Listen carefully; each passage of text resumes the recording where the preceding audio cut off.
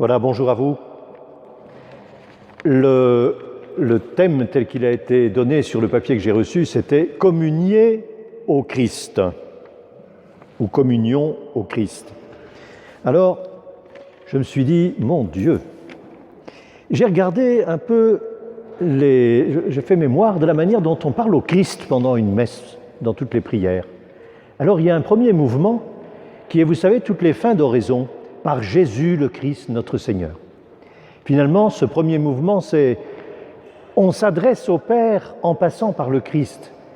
Et c'est vrai que dans ma prière habituelle, je passe souvent par Jésus, compagnon de Jésus, c'est le nom des jésuites, c'est quand même pas indifférent. Et de temps en temps, il peut peut-être m'arriver d'oublier que Jésus, c'est vraiment le Christ.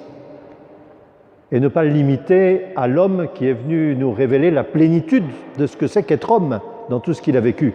Mais c'est le Christ, c'est le choisi de Dieu, c'est son Fils. Et dans beaucoup de passages de la messe, on dit par Jésus, par ton Fils, Jésus le Christ, notre Seigneur. Quand on dit par ton Fils, souvent, on associe Jésus le Christ. Et puis après, je me suis dit, il y a cet autre mouvement qui est le corps du Christ, le sang du Christ, la paix du Christ, tout ce qui nous vient du Seigneur et auquel nous sommes invités à nous conformer. Et là, je me suis dit, ça me rappelait un petit souvenir de jeunesse. Vous savez, je suis né en 57, c'est-à-dire que j'ai vécu mon adolescence dans les années 60, au Mans, dans un quartier de la ville du Mans qui était assez marqué par une population ouvrière de divers endroits, etc. Et il y avait quand même, dans ces années-là, des propos qui tournaient « Comment un ouvrier peut-il prier avec son patron ?»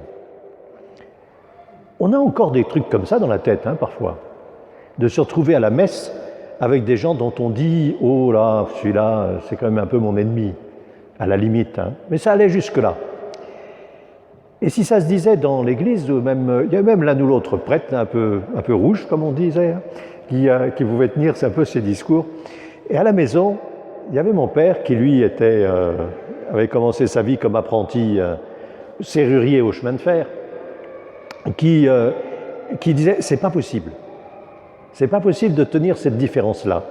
Et c'est un propos qu'il répercutait assez souvent autour de lui, enfin à la maison.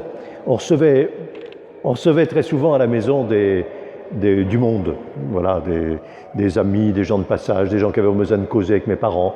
Puis il y avait des prêtres qui venaient, dont ce prêtre rouge un peu là, et ça valait quelques discussions. Et du coup, dire dans la paix du Christ, recevez la paix du Christ, c'est pour moi à chaque fois pendant que je communie, me rappeler que je ne suis pas seul à communier. Il y a ceux autour de moi qui communient aussi et qui reçoivent ce même Seigneur. Et à ce titre, eh bien, je n'ai rien de plus que eux. Voilà, nous n'avons rien de plus que nos voisins. Et parfois, si nos voisins qu'on connaît par ailleurs peuvent nous scandaliser, à la limite, eh bien, on a à se rappeler que nous sommes tous fils et filles de Dieu. Et là, ça vaut quand même le coup de se dire que communier au Christ, c'est bel et bien recevoir de lui d'être frères et sœurs. Alors, je ne vais pas parler du « aller dans la paix du Christ » parce que je crois que ça, c'est Françoise, quand elle va parler de la mission, je suppose qu'elle va partir de... Mais j'en sais rien. Mais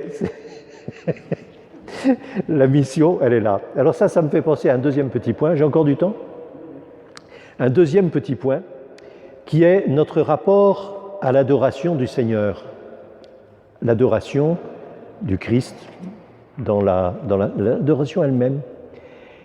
Et alors on peut adorer le Christ après la communion ensemble, quand on est réunis quelques minutes encore, ça peut arriver, parce qu'on est réunis autour de lui. Mais alors il y a un point avec lequel j'arrive pas à être tranquille.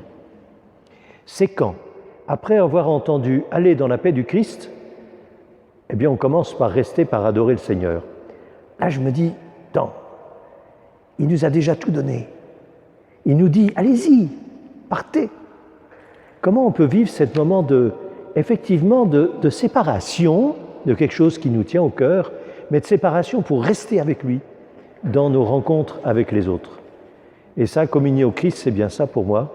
Essayer de recevoir le Seigneur et puis de vivre avec lui dans le quotidien, dans les rencontres, dans tout ce qu'on a à faire, ce qui n'est pas toujours facile, mais ce pourquoi on peut toujours continuer à prier, comme je le disais au début, par Jésus le Christ.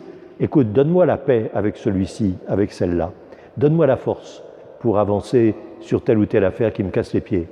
Donne-moi la joie pour ne pas rester grognon devant telle ou telle affaire qui me dérange. Et je crois que c'est un peu ça pour moi, que recevoir le corps et le sang du Seigneur et laisser habiter ma vie. Voilà.